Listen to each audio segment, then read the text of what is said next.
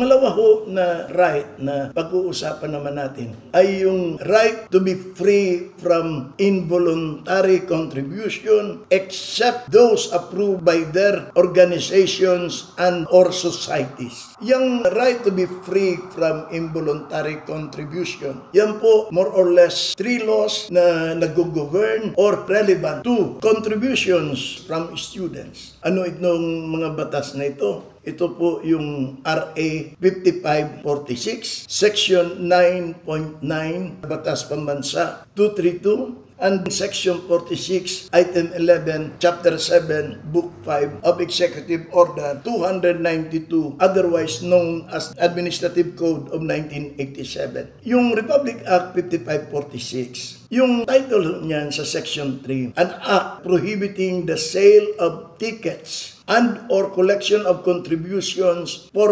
whatever project or purpose from students of public and private schools, colleges, and universities. Yan ho ang title. So, in other words, this law applies to teachers and students of public and private schools. Sa Section 1, nakalagay dyan, the sale of tickets and or the collection of contributions, whether voluntary or involuntary, for whatever purpose or project from students of public and private schools, colleges, and universities is prohibited, except those for Red Cross, membership dues for Boy Scouts and Girl Scouts, and contribution for the support of Barrio High School. Yan lang ho ang mga exception na pwedeng kolektahin na contributions. Sa Section 2, pag na-violate yung Section 1, ang penalty ho dyan ay 500 pesos to 1,000 pesos na fine or imprisonment of not more than 30 days or both at the discretion of the court. Kung ang private school naman is found by the Secretary of Education to be involved in the sale of tickets to teachers and or students, ang Secretary of Education pwede hong isuspende or to revoke the authority to operate. Dito naman po sa Section 9.9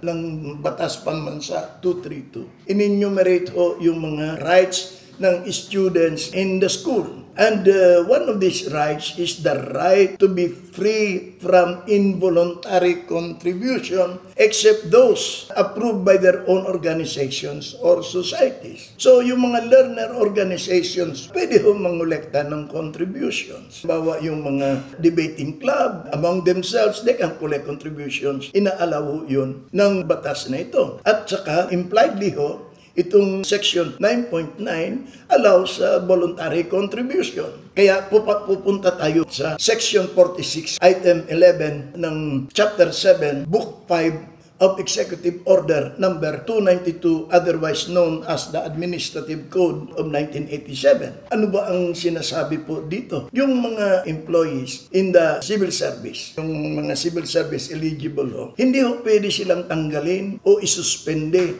ng any government agency unless it is for cause and there is observance of due process. Then under Section 46, it enumerates the grounds for disciplinary action. One of the grounds for disciplinary action is the improper or unauthorized collection of contributions by teachers or other school personnel from students. Yan ho, kinukonsider na administrative offense ho yan. Pag-authorize ho yung collection of contribution under this provision of the law, walang administrative offense. Ano itong mga authorized collection of contribution? Sa DepEd Order 65 Series of 2010, yung lahat ng collection of voluntary contribution from kindergarten to grade 4 is prohibited. Ang collection of contribution dito sa voluntary contribution, inaalaw yan under DepEd Order 65 Series 2010 pag grade 5 na hanggang high school.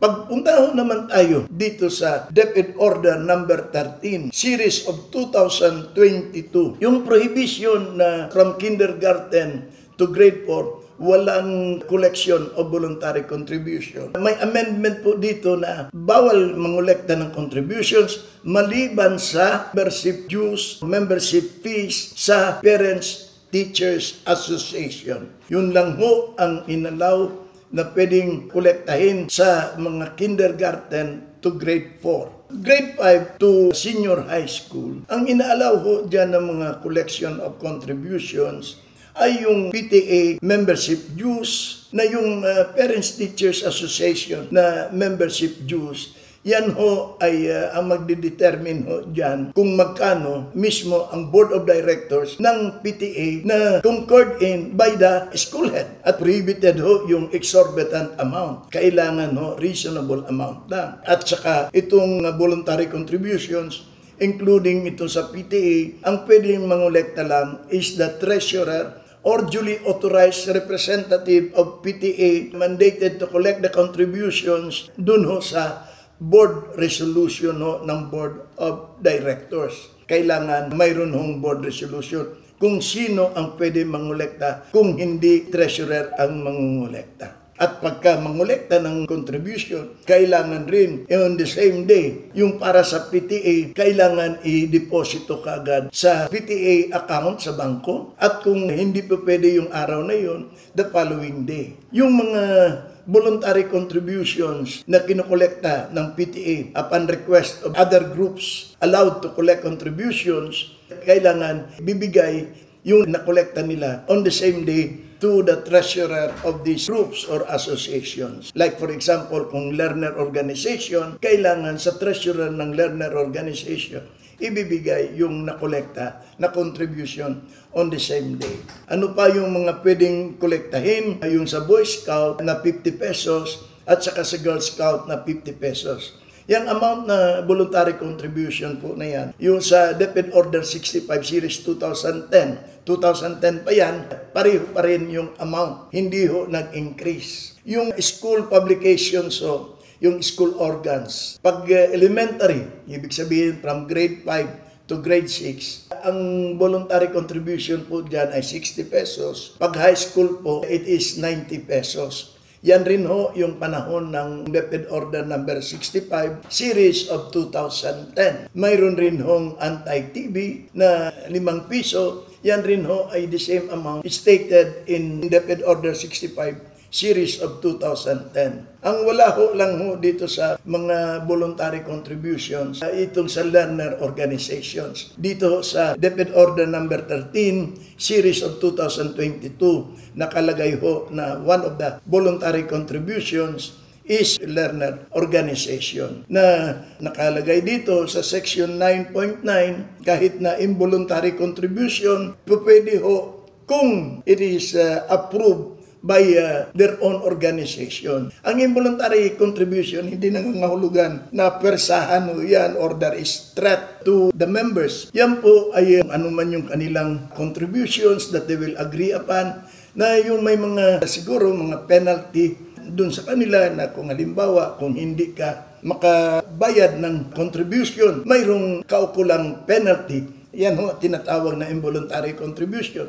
Pero para sa PTA ho, kung hindi makabayad ng mga contributions or yung mga membership fees, since they are considered to be voluntary contributions, hindi ho pwede silang i-penalize na yung kanilang member, for example, na sila ay masususpend o matatanggal kasi ito naman ay voluntary. Yung sa learner organization, since it is already considered voluntary contribution ng mga learner organizations, hindi rin pwedeng ma-penalize yun. Now, one of the penalty will be, like for example, suspension or removal of the member from the organization. Kasi po, yan naman ay voluntary.